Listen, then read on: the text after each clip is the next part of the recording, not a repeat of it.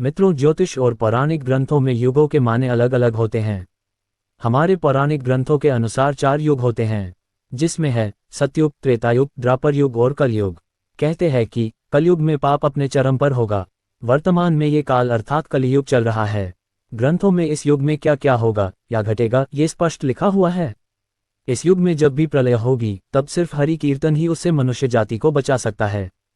तो आइए दोस्तों, जानते हैं कि पुराणों में कलियुग का व्याख्यान और इस कलियुग में हम सावधान कैसे रहे।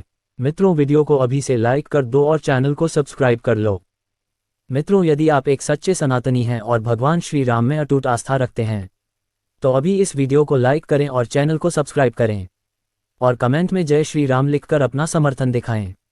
क्रमांक 1। पुराणों में ये लिखा है कि जो व्यक्ति संगठन या समाज वेद विरुद्ध आचरण कर भारत की सांस्कृतिक और एकता को खंडित करेगा तो उसका आने वाले समय में उसका नाश हो जाएगा। पुराणकार मानते हैं कि जैसे जैसे कलियुग आगे बढ़ेगा वैसे वैसे भारत की धरती पर वेद विरोधी लोगों का शासन होने लगेगा। ये ऐसे लोग होंगे जो जनता से झूठ बोलेंगे और अपने कुतर्कों द्वारा एक दूसरे की आलोचना करेंगे, और इन लोगों का कोई धर्म नहीं होगा। ये सभी लोग विधर्मी होंगे। ये सभी लोग भारत को तोड़ेंगे और अंत में भारत को एक अराजक भूमि बनाकर छोड़ देंगे।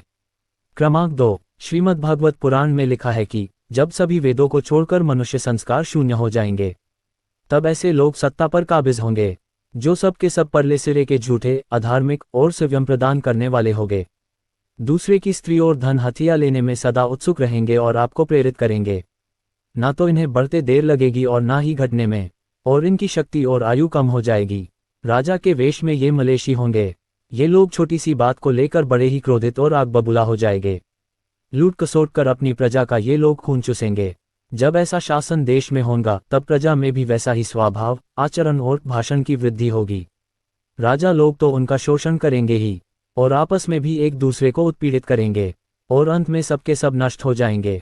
क्रमांक 3। भविष्य उत्तर पुराण के अनुसार ब्रह्मजी ने कहा, हे नारद, भयंकर कलियुग के आने पर मनुष्य का आचरण दुष्ट हो जाएगा और योगी भी दुष्टचित वाले होंगे। संसार में परस्पर एक दूसरे के अंदर विरोध फैल जाएगा और विशेषकर राजाओं में चरित्रहीनता आ जाएंगी। देश देश और गांव गांव में ये कष्ट भुगतने पड़ेंगे। संतजन दुखी होंगे। लोग अपने धर्म को छोड़कर दूसरे धर्म का आश्रय लेंगे। एक दूसरे के अंदर बहुत बड़ा संकट और धर्म विरोध बढ़ने लगेगा। देवताओं का देवत्व भी नष्ट हो जाएगा और उनका आशीर्वाद भी नहीं लगेगा। साथ ही मनुष्य की बुद्धि धर्म से विपरीत चलती जाएगी। क्रमांक 4। महर्षि व्यास के अनुसार कलियुग में मनुष्य में वर्ण और आश्रम संबंधित कोई प्रवृत्ति नहीं होगी। वेदों का पालन कोई भी नहीं करेगा। कलियुग में विवाह को धर्म नहीं माना जाएगा। शिष्य गुरु के अधीन नहीं रहेंगे और पुत्र भी अपने माता पिता का पालन नहीं करेगा और सबको घर से निकालकर अपने धर्म की इज्जत उतारकर दूसरे धर्म में चला जाएगा। कोई किसी भी कुल में पैदा क्यों ना हुआ हो, जो जितना ज्यादा बलवान होगा वही जगत का स्वामी बन जाएगा और सबके ऊपर वो अपना राज चलाएगा। सभी वर्णों के लोग कन्या को बेचकर निर्वाह करेंगे। क्रमांक 5। कलयुग में थोड़ा सा धन आने से लोगों को बड़ा घमंड होगा। स्त्रियों को अपने केशव पर ही रूपवती होने का गर्व होगा और वो अपने आप को बहुत सुंदर कहने लगेगी। कलयुग में स्त्रियां गरीब पति को त्याग देगी और सिर्फ अमीर लड़के को ही पसंद करने लगेगी। उस समय स्त्री का स्वामी पुरुष नहीं बल्कि एक स्त्री पुरुषों का स्वामी बन जाएंगी। घर में अपना हुकूमत चलाएगी। कलियुग के लोग प्रभुता के नाम पर ही संबद्ध रखेंगे। क्रमांक 6। कमाया गया हुआ धन घर बनाने में ही समाप्त हो जाएगा। इससे दान पुण्य के काम नहीं होंगे और बुद्धि धन के संग्रह में ही लगी रहेगी। धन उपभोग में ही समाप्त हो जाएगा और आपका सारा धन आपके भोजन में ही लगेगा और आपको भोजन कुछ नहीं मिलेगा। कलयुग की स्त्रियां अपनी इच्छा के अनुसार आचरण करेगी।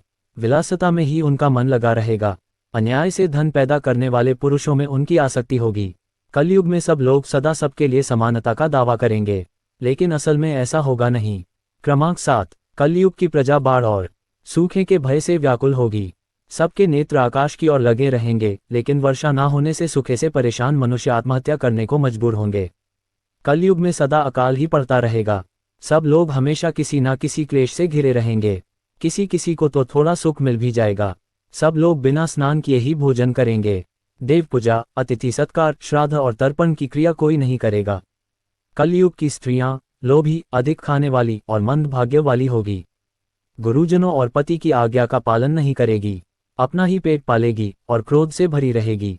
देह शुद्धि की ओर ध्यान नहीं देंगी और असत्य, कटु वचन बोलेगी। इतना ही नहीं, वो दुराचारी पुरुषों से मिलने की अभिलाषा करेगी।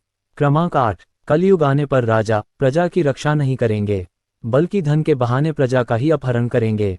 अधर्मी मनुष्य संस्कारहीन होते हुए भी पाखंड का सहारा लेकर लोगों को ठगने का कार्य करेंगे। उस समय पाखंड की अधिकता और अधर्म की वृद्धि होने से लोगों की आयु कम होती चली जाएगी। घोर कलयुग के समय 5 से 7 वर्ष की स्त्री और 8 से 10 वर्ष के पुरुषों की ही संतान होने लगेंगी। घोर कलयुग आने पर मनुष्य 20 वर्ष तक भी जीवित नहीं रहेंगे। इसके अलावा लोग मंदबुद्धि होंगे, व्यर्थ के चिन्ह धारण करने वाले और बुरी सोच वाले होंगे। क्रमांक 9, लोग ऋण चुकाए बिना ही हड़प लेंगे, तथा जिसका शास्त्र में कहीं विधान नहीं है, ऐसे यज्ञों का अनुष्ठान होगा। मनुष्य अपने आप को पंडित समझेंगे और बिना प्रमाण के ही सब कार्य करेंगे। तारों की ज्योति फीकी पड़ जाएगी, दशों दिशाएं विपरीत हो जाएगी। पुत्र पिता को तथा बहुएं सास को काम बताएंगी।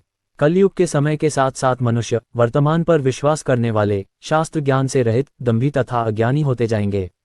क्रमांक 10, श्रीमद् भागवत के 12 स्कंद में कलयुग के धर्म के अंतर्गत श्री शुक्रदेव जी परीक्षित से कहते हैं, ज्यों ज्यों घोर कलयुग आता जाएगा, त्यों त्यों उत्तरोत्तर धर्म, सत्य, पवित्रता, क्षमा, दया, आयु, बल और स्मरण शक्ति का लोप होता जाएगा। कलयुग के अंत के समय बड़े बड़े भयंकर युद्ध होंगे। भारी वर्षा, प्रचंड आंधी और जोरों की गर्मी पड़ेगी। लोग खेती काट लेंगे, कपड़े चुरा लेंगे और पानी पीने का सामान, पेटियां भी चुरा ले जाएंगे। चोर अपने ही जैसे चोरों की संपत्ति चुराने लगेंगे। हत्यारों की भी हत्या होने लगेंगी। लोगों की आयु भी कम होती जाएगी। कलयुग के अंत में जिस समय कल की अवतार अवतरित होंगे, उस समय मनुष्य की परम आयु केवल 20 या 30 वर्ष ही रह जाएंगी। जिस समय कल की अवतार आएंगे, तब मनुष्य की लंबाई काफी घट चुकी होंगी। अब अंत में इस घोर कलयुग से बचने का एकमात्र तरीका यह है कि व्यक्ति को वेदों की ओर लौट आना चाहिए और हरि कीर्तन करके खुद को सुरक्षित रखना चाहिए। मित्रों, क्या ये सब लक्षण आज हमारे सामने नहीं है? हमें कमेंट बॉक्स में जरूर बताना। हम उम्मीद करते हैं कि आज की यह वीडियो आपको अच्छी लगी होगी। अगर वीडियो अच्छी लगी हो तो लाइक जरूर करें और चैनल को सब्सक्राइब करना ना भूले।